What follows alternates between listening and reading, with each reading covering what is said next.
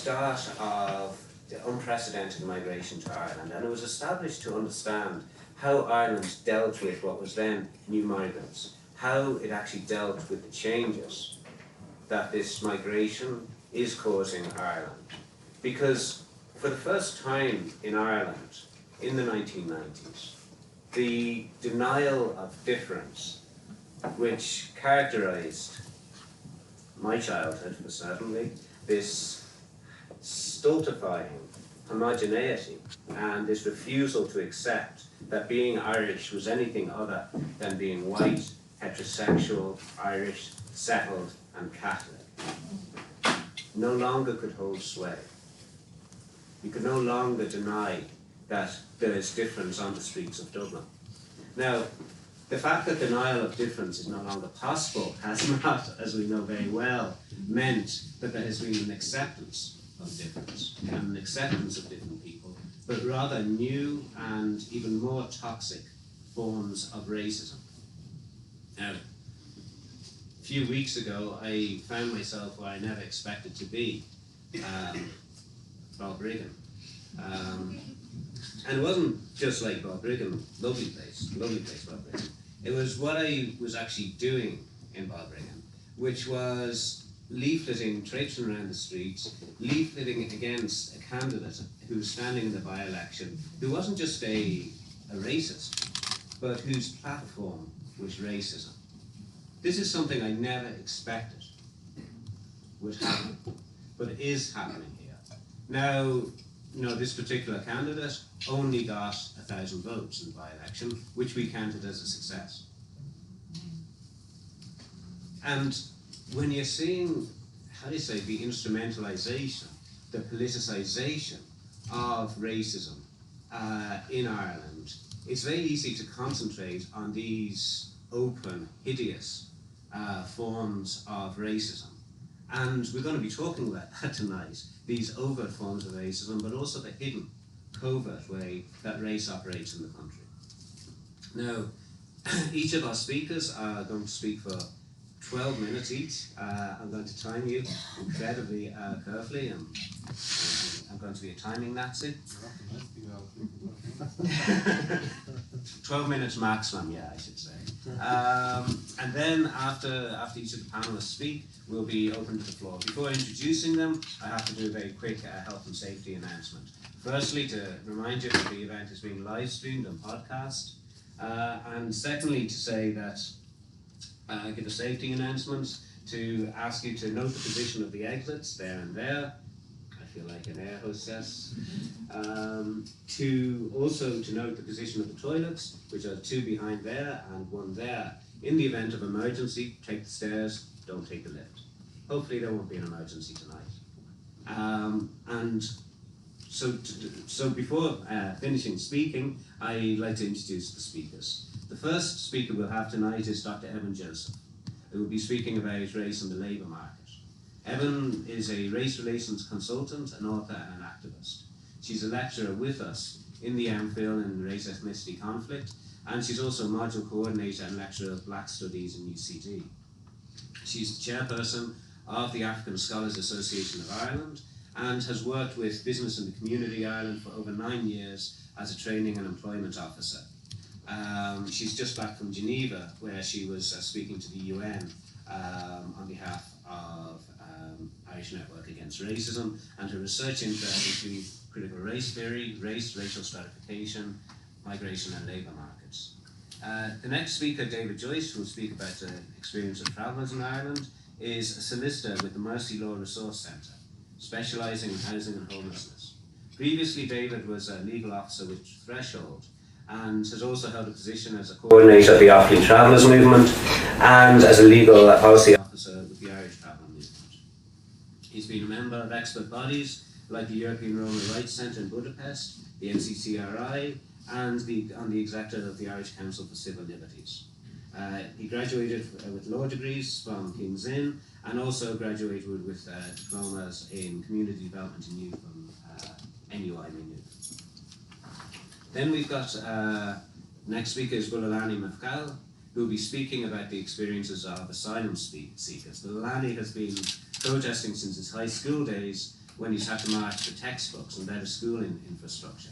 Growing up in an apartheid ghetto in Cape Town, he served on numerous community forums, including the Local Health Forum, Neighbourhood Watch, and as a branch secretary for the Democratic Alliance.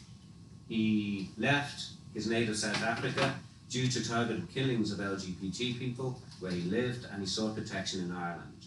While living here, in direct vision, Bulelani's gotten involved with MASI, the movement for asylum seekers in Ireland, where he's campaigning for the right to work for all asylum seekers, to end direct provision and regularisation for undocumented people in Ireland. And last but not least, we've got Dr Eugenia Siapera, who will be speaking about online racism and the far right. Eugenia is a Professor of Information and Communication Studies and head of the ICS School in UCD. Her research interests are in the school areas of digital social media, political communication and journalism. And Eugenia has recently completed an IRC-funded project on racist hate speak in the Irish digital sphere, and is also working on a project on the digital memory of conflict. She's written numerous articles and book chapters. Her most recent book is Understanding New Media, and is currently working on an edited volume on gender to cyber hate. So there are speakers for tonight. The first speaker I'd like you to welcome is Dr. Ebun Joseph.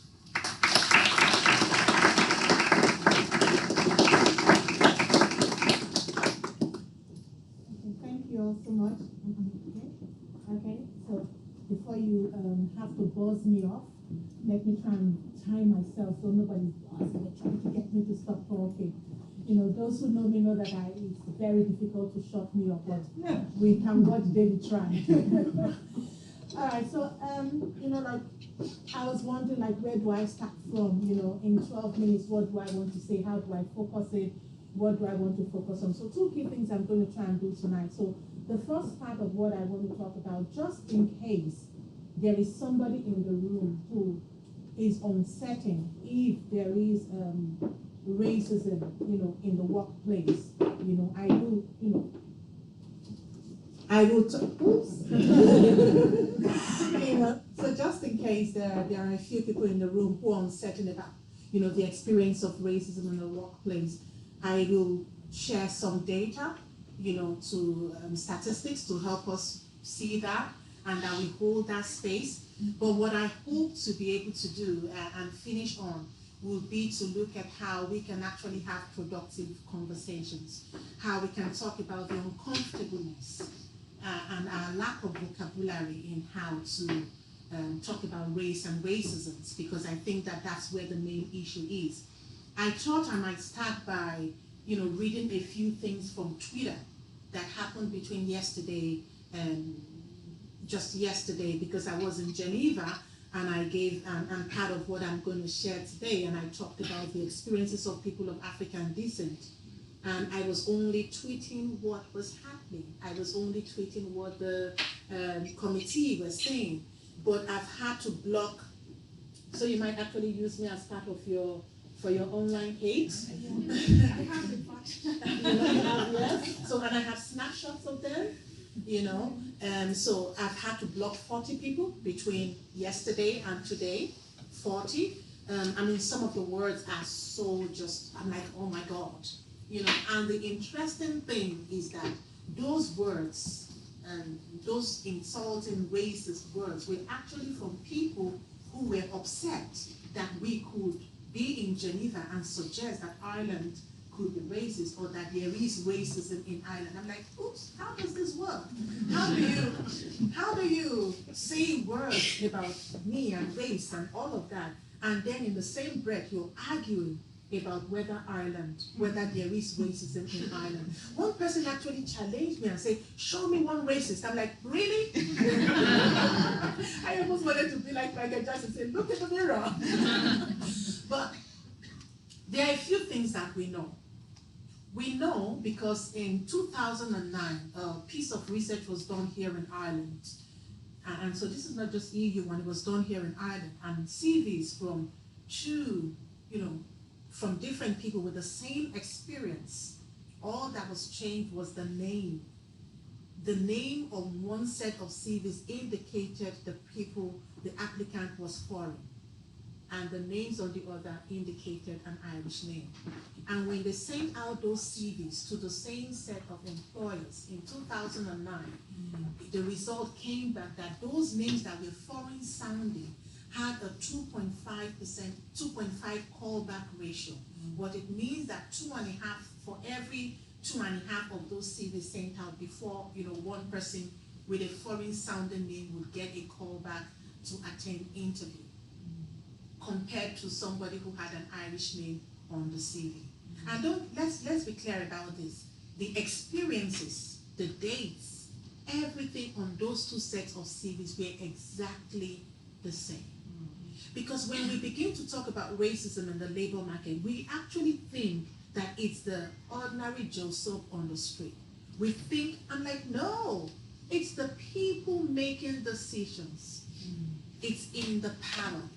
And so then we get conflated, then we get into a twist. We begin to think of individual people who are doing bad things. And then again, I'm like, no, racism is not just the individual bad person. It's about a system. So we begin to look at how we see this racism from a system or from individuals. And then because we look at that and we focus just on the individual, we know that over 50% of people of migrant descent, most of them, 50% have a likelihood of over 50% of being underemployed when they actually do finally get employment. Not because, again, because most times when we begin to talk about labor market, people think about right to work. Do you have right to work? Do you have? I'm like, okay. So when I did my research, I actually researched on people who had right to work, who had been, right to work for over 10 years, so that whatever, residue was there, they've had 10 years to overcome all of those residues. And they were still experiencing, racism within the labor market. The Fundamental Rights Agency actually did a piece of study, we call the EU Midas 2. If you read that, it was done in 2008, and the same research was repeated in 2016.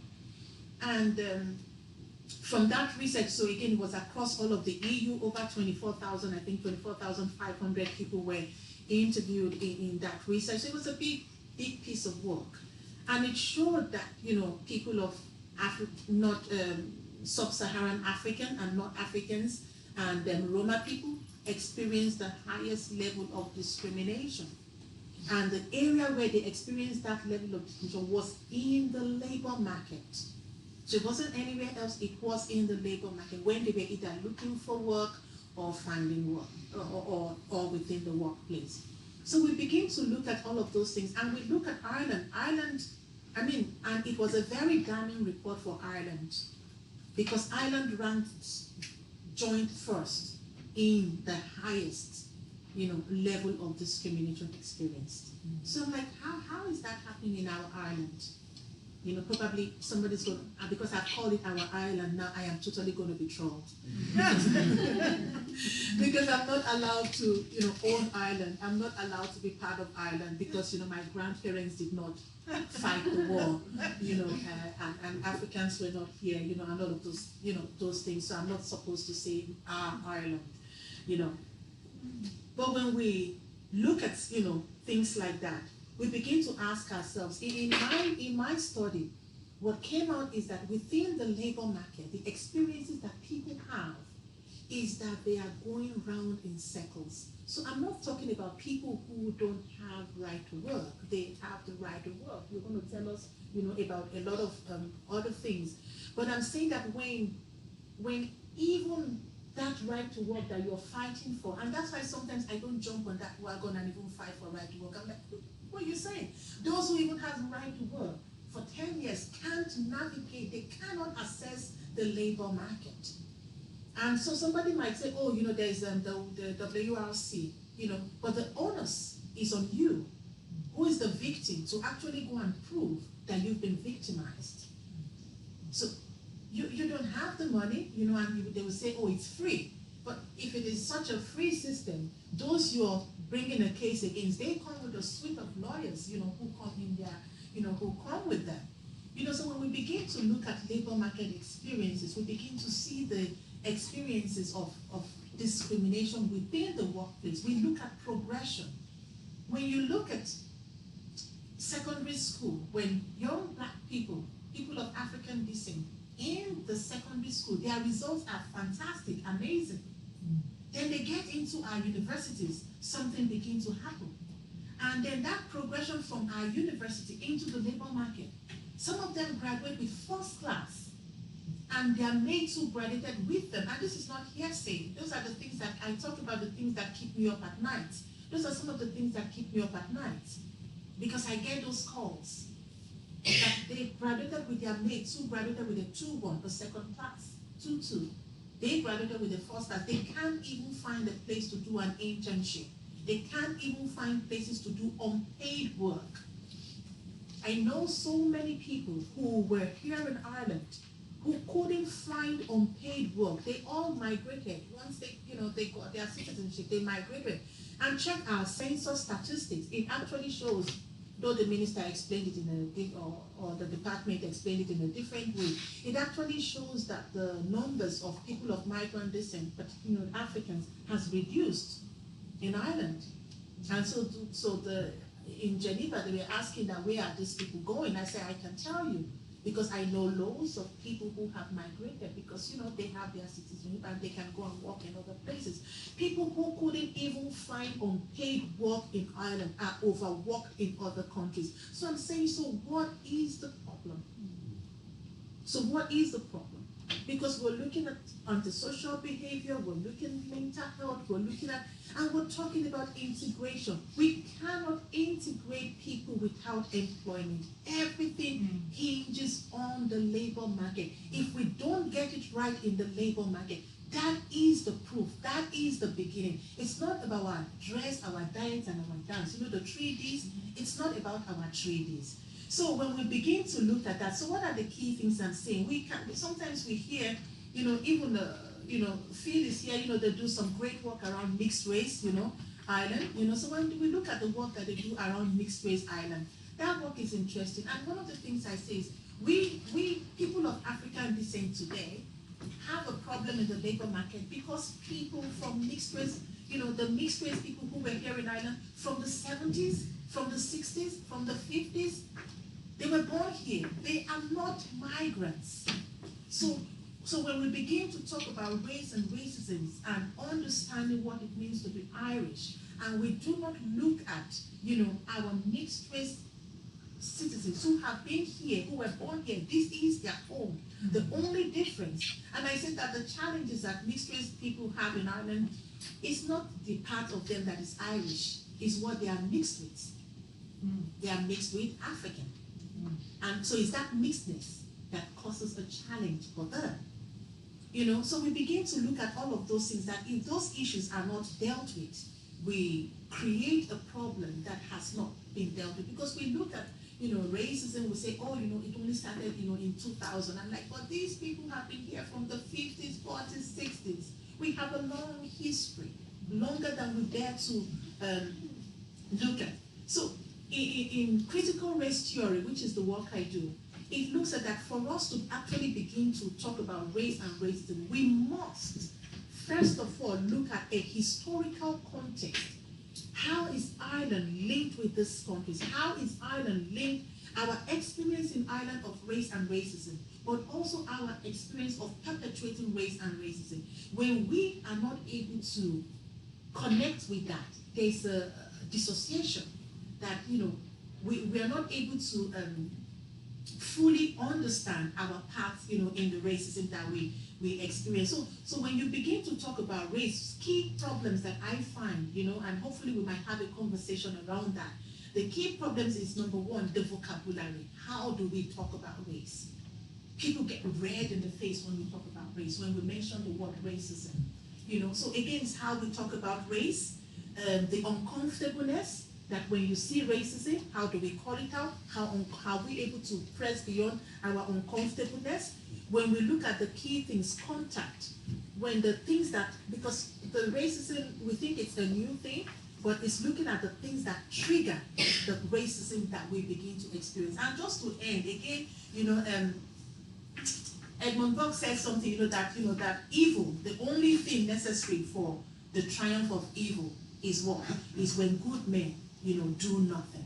So when we, who think we're woke, when we do nothing, when we do nothing, then racism prevails. It is absolutely, and that's what we're saying, that it is absolutely not enough for us to be non-racist. We have to be what? Anti-racist. Non-racist is a passive, non-acting space. Unless we go beyond the space where we become anti-racist, nothing is going to change. If we wanted to have, somebody posted on Twitter, which really changed me, and I will stop after that. If we wanted to, and it was a really interesting analogy. It says, if we wanted to have architects, and we never taught them mathematics, we would never have good architects. And if we want a society that is anti-racist, and we never teach people what it is to be anti-racist, we can never have that.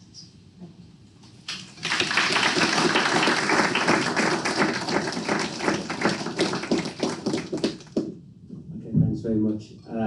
Sorry for cutting you short, but I also want to hear the wealth of experience that's in this room. So our next speaker is David Joyce. You can indeed. Turned on, yeah, that's fine. And just before I start, there's a couple of corrections I have to make, because I haven't played chess with David in a while, so I haven't spoken to him in a while. So I actually am not currently working with the Mercy Law Resource Centre. I recently changed jobs. But I had worked as a lawyer for the last 8 years, and last 3 years particularly as a solicitor in the area of homelessness and housing law with Mercy Law. Yeah, it sort of raises a number of questions, and I have my own brief answers sometimes. I think it's perfectly easy to talk about racism and to talk to racists. You just haven't feck out of them. That's what it needs, And don't admit fear of doing that. I mean, there's a reality of listening to somebody.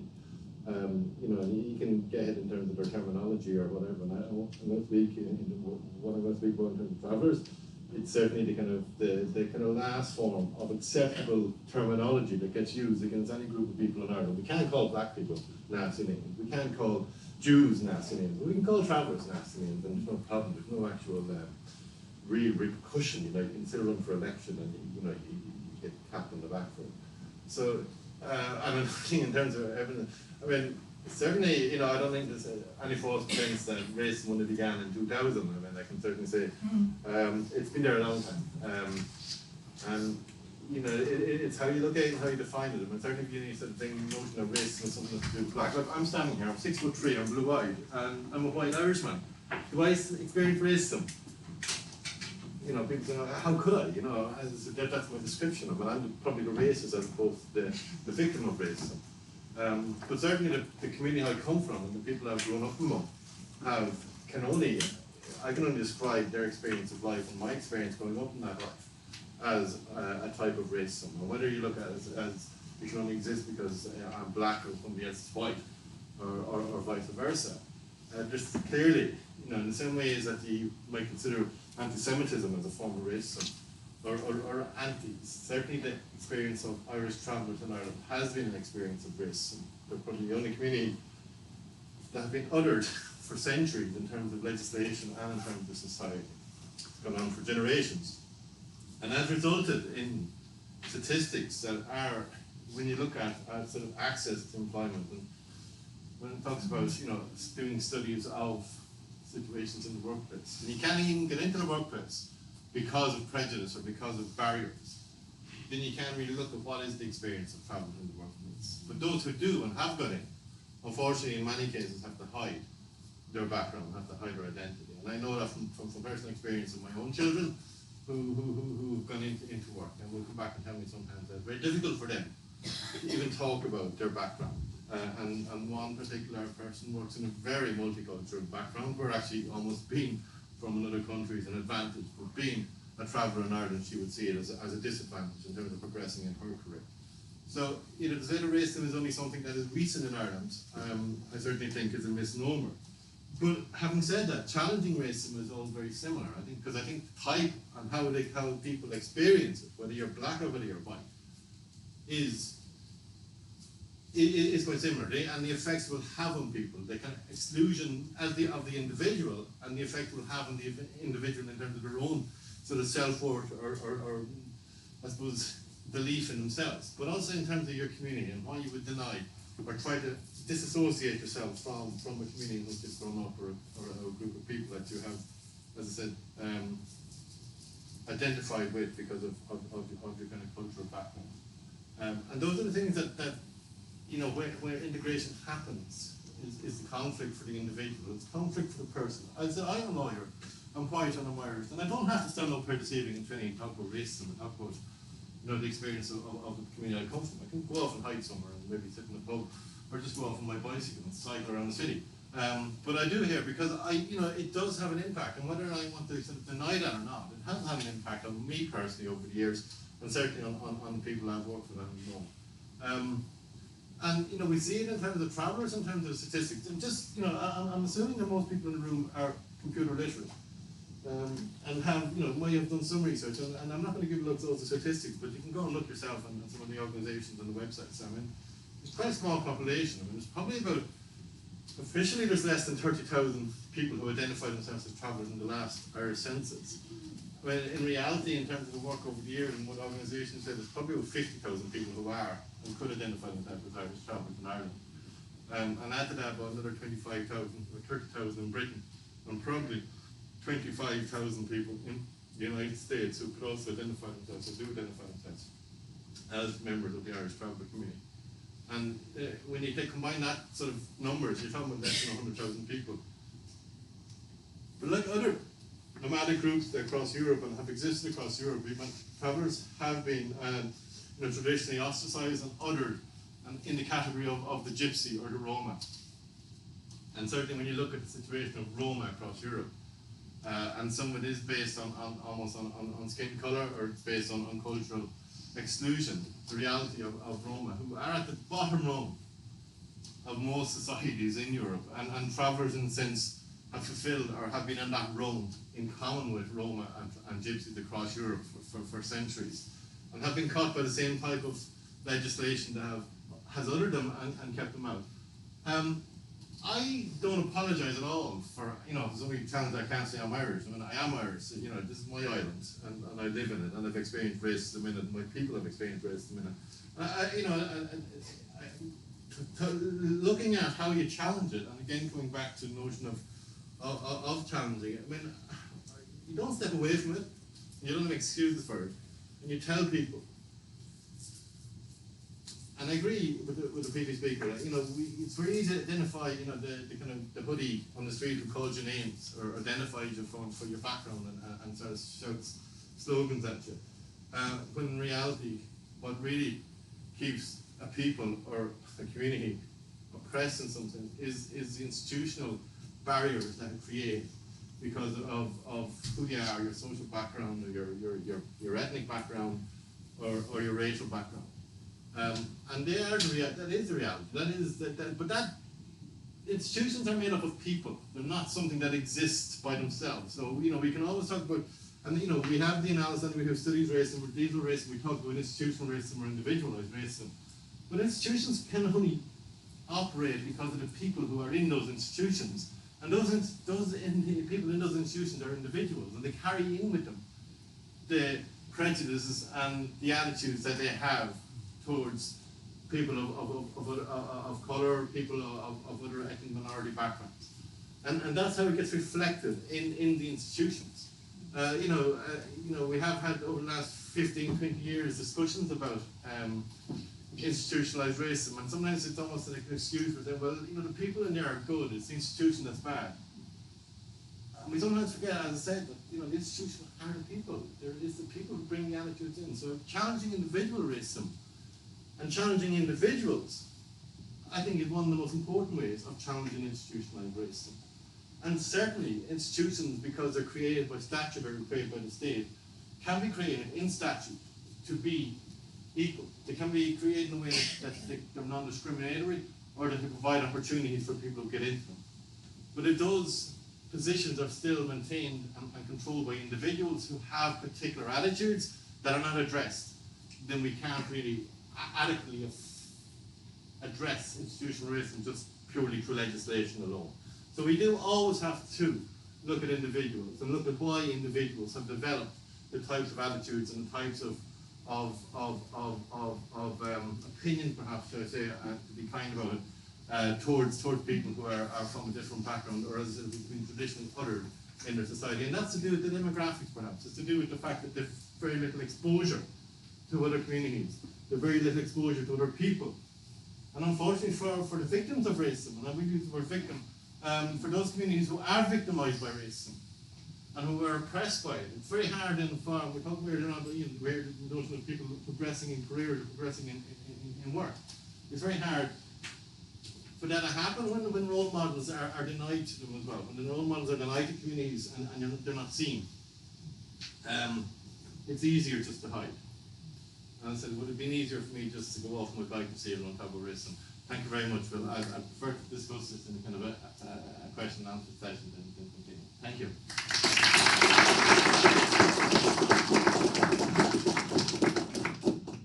Okay, our next speaker is Bulelani Mfaco of MASI.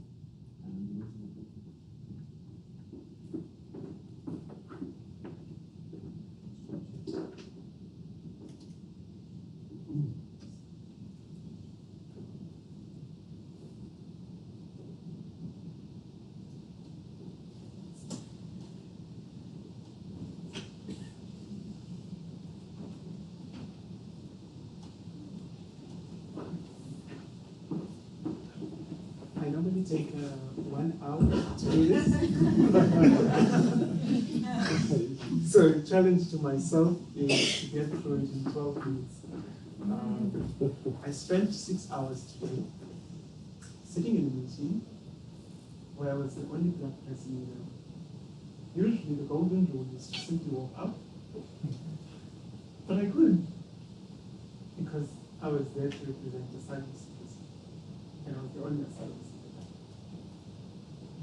For a lot of people, they wouldn't have a problem with just having that one person, but I do, because in many cases, in many instances, that simply means that you're ticking a box somewhere, that you have a perfect health checkups.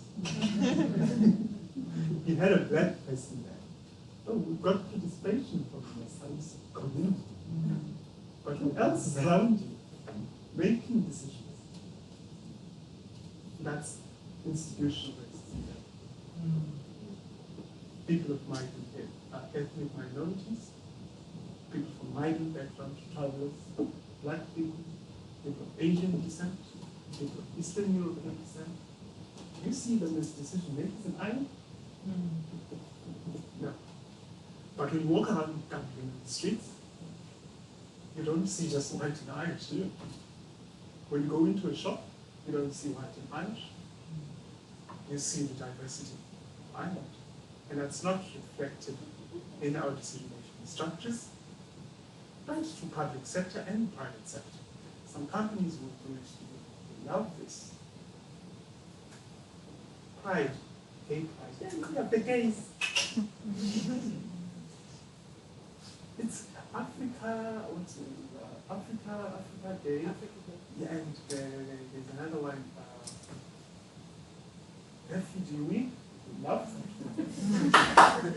a week for refugees. But in reality, the life, the everyday lived experiences, refugees, migrants, people, ethnic minorities, live longer than just 1 day or 1 week.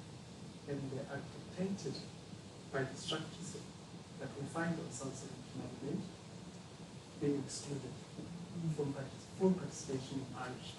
So the movement of asylum seekers in Ireland was founded in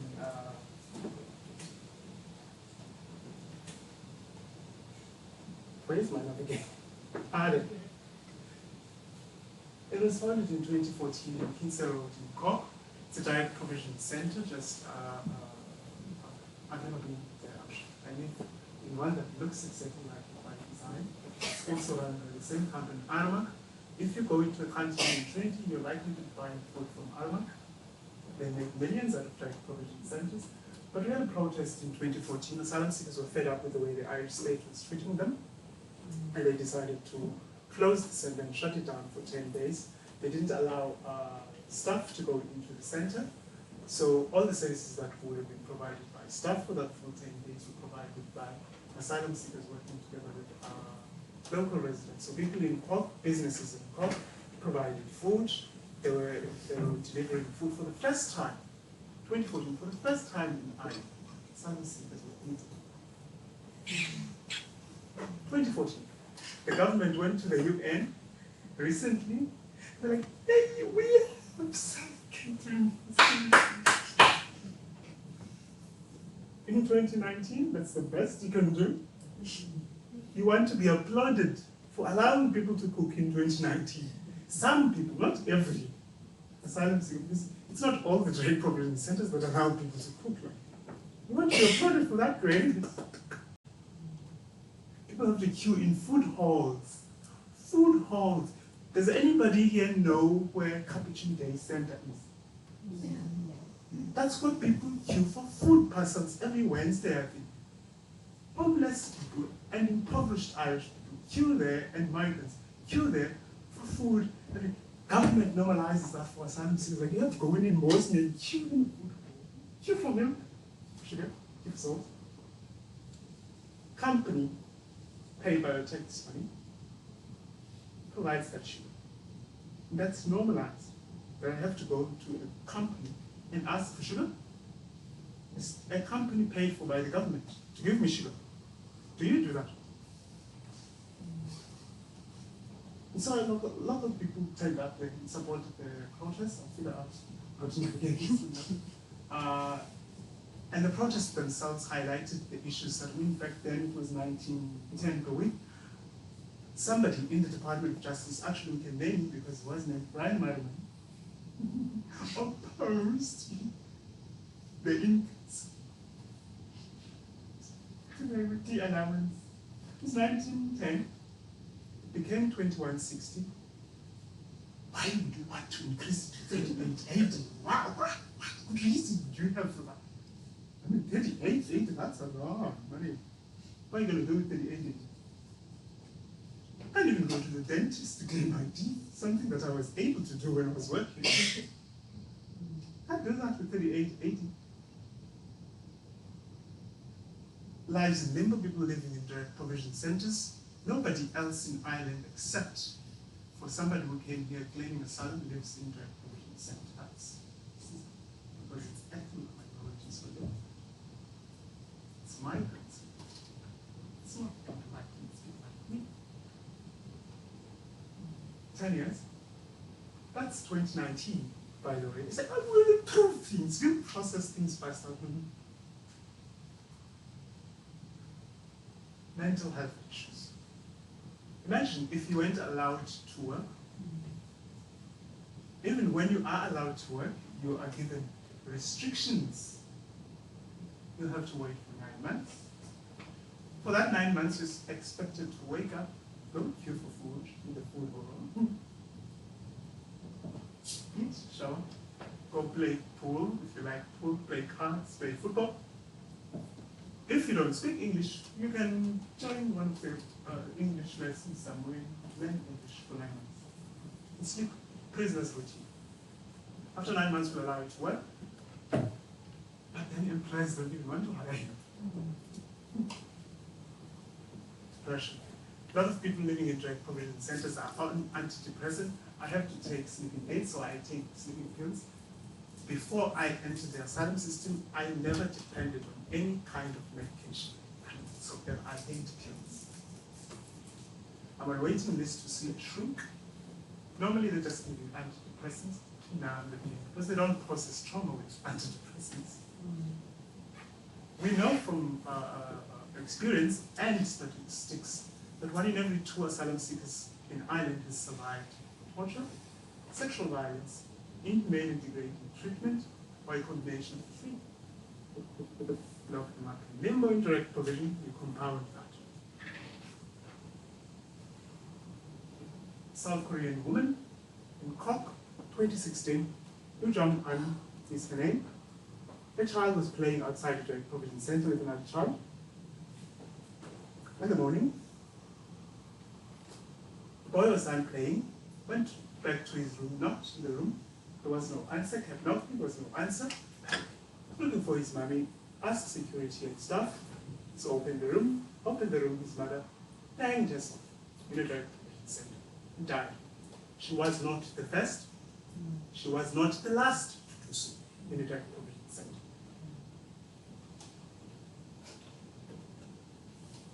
March this year, young man in his 20s from Eritrea in Kildare Monastery was found dead. He hanged himself. He had only been in the country for a few months. We already know people coming to island seeking asylum are already traumatized. Put them in a direct provision center, you compound the trauma. That's the result. Or you get people being addicted to either alcohol or drugs. I started taking photographs in Nakashin. I live in Nakashin Direct Provision Center. Started taking photographs of the alcohol that we have in the Direct Provision Center. Get a check, 38.80. So people get together. I mean, it's not much, 38.80, but if it's 5 of us, it's 150 or so more. Don't know how my math goes. But you get what you mean. 5 of us, we can buy maybe 2 bottles and a few cans. We'll drink and be merry, our misery away for a few hours. Maybe we might get weed if we like. I come from the Republic of South Africa. We used to live in a segregated world. Some people still do, most people actually still do. If you travel to Cape Town, if you fly into Cape Town, you will see. You'll see where the black people live. You'll see where the white people live. They kicked out, in the 1950s, they kicked out black people through racial segregation laws, apartheid laws, moved them away from the city. You could only live in an area that was designated for a race. We couldn't even sit on the same park bench. I learned today. That's Athlone Direct Provision Center. That's Athlone Direct Provision Center. Who lives there? Asylum seekers. People like me. Guess what? If you walk over this, there's a little, it's a bit higher. Just over there. Guess who lives there? Travelers. The undesirables of Irish society doesn't live this. That's the Athlone. That's Mosley. They hail Mosley as the best. Like this year in Mosley, a woman attempted suicide. She overdosed on pills because she believed that her children would be treated better if she was dead. And actually, children who are claiming asylum in Ireland who come on their own or are unaccompanied actually somewhat better than a child living in a direct provision center. Because if you live in a direct provision center, it's your parents who are responsible for every other thing that the state isn't providing for you. But your parents might not be allowed to work. Your children will still go into the same schools as everybody else who is allowed to work. So you see the difference. Mothers end up doing desperate things such as selling sexual favors in order to make ends meet. A mother told an Irish court that she had to sell sexual favors in order to make ends meet in the provision centers. Silence. Racism by the Irish state. We condemn it when it's happened. When somebody calls me a nigger, we'll condemn it. But when somebody calls me a nigger, we'll condemn it. But if it's an institution that makes racist policies, we accept it. Because for many of us, find it difficult to challenge. It took hundreds of years for South Africa to get over a racist regime. More than 300 years. It started from slavery, colonialism, and then you had apartheid. It should not take you that long to end your approach. Thank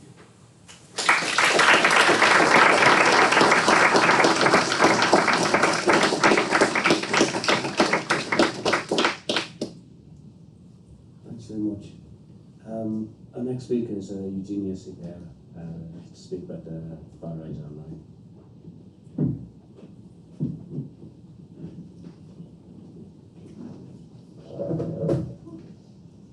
So, very hard act to follow all three of you. So, my presentation is slightly underwhelming, I guess, and it does, though, try to kind of like spin off the theme of racism in the city, and then moves on to discuss how the digital and the urban kind of like element, the physical element, are involved when it comes to racism. If I get this to work.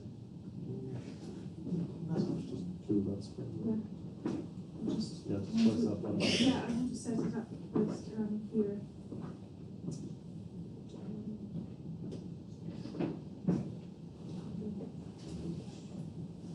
Just the third one. That one. Yeah, that's it. Okay. All right. So I just want to begin with this slide here. I don't know if you can see it. Ireland belongs to the Irish. This was from Finglas roundabout, very close to where I live. So people who would be like going to taking their children to school would see this kind of stuff. So this is like the physical element, the physical manifestation of racism in the urban context. I'm pretty sure this is a video now. I'm pretty sure you've seen this. Who hasn't? Maybe I should play a little bit just to hear the voice here. Okay, you can't hear the voice. Russian sausages? Huh? Have you pork? Do you sell pork? Why not? You're in Ireland. We love our pork. Halal only. Halal in the middle of swords, no pork. Please not survive. Okay, well, pork is one of our national foods in Ireland. Okay, I'm going to stop it here because you get the gist, and I only have a few minutes left. So that's the idea of like someone who could do this, like this is racial harassment. She went into the shop and like really bullied this person who was totally bewildered, thinking like, you want pork? It's just across there. You know, she's trying to make this point of like poor pork eaters in Ireland are discriminated against. So, and it's not, obviously, it's not the only thing here. We have like a whole series of events that happen in both the physical environment, but also at the same time in the digital environment. So you have like documentaries, you have like actions, activist actions taking place, you have organizing, but you also have criminal events like the firebombing of a hotel that was proposed to be direct to host asylum seekers. So what I have tried to kind of like capture here is what we see as emerging tactic of the far right, not only in Ireland, globally, a social media event. So they go out in the streets, do something, attract some kind of like publicity, film it, and then post it online. And then they post it online as journalism because the mainstream media don't give them a voice, although they're all offered the mainstream media. So that is the kind of like idea here that that there is some kind of action, even if they get like two people looking at them, they're still going to film it and present it, spin it differently online. And that creates obviously a lot of kind of like traction in social media. So also they have a much longer shelf life. If something happens to you on the street, it happens, it finishes. But this goes on and on and on and on until someone takes it down. But does actually someone take down this kind of stuff? And here's where we can move into the very fraught area of content governance in social media. So I want to just very quickly go through some very basic things about how Facebook moderates or manages hate speech on its platform. So they have like this approach where they say, we do not accept dangerous individuals or hateful groups or political parties, so we take them down. And then the second part is that they take down hateful posts. So when it comes to hate organizations, they have like a very specific definition. But then, this is a screenshot of what that I took like a few minutes before I came here. So they define hate organizations, but then someone like Gemma Doherty does not qualify as one, so therefore she's on Facebook still and able to kind of like post this non-racist and not hateful material. So it's a question of how they define this, and also the fact that they said that they're going to take down white nationalists, but not white, so whites, is it now? Because to me, they're the same. So it's white supremacists are taken down, but not white nationalists. Although, like, I sincerely cannot tell the difference. Now they've been, they said, like, okay, now we're going to take white nationalists down, but they're still all over Facebook. So the second way in which they approach hate speech is through individual kind of like posts. It's not an individual. If you're a hateful organization, everything you post will be taken down. You won't be allowed to have an account. But when it comes to hate speech, these are individual pieces of content that will be taken down. So they define this on the basis of certain protected characteristics like race, ethnicity, national origin, and so forth. And they say they've organized the material in different tiers. So the first one is the dehumanizing content, comparisons to animals and things like that. That is immediately taken down. This is what we also understand as illegal hate speech in the context of Europe.